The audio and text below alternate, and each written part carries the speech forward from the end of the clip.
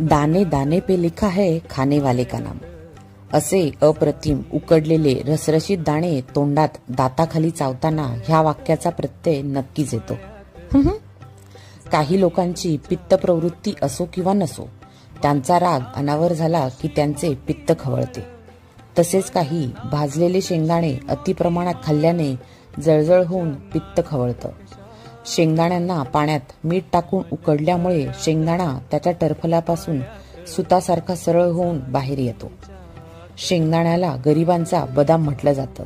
असे उकडलेले दाणे खाल्ल्याने शरीराला प्रथिने, फायबर, जीवनसत्व आणि हेल्दी फॅट्स देखील मिळतात। त्यामुळे पचनक्रिया सुधारते आणि शरीराची ऊर्जा देखील वाढते। तर तुम्हीही अशा प्रकारे पित्त खवळू न देणारे उकडलेले शेंगदाणे बनवायला घेताय ना? लाईक, शेअर आणि सबस्क्राईब। धन्यवाद।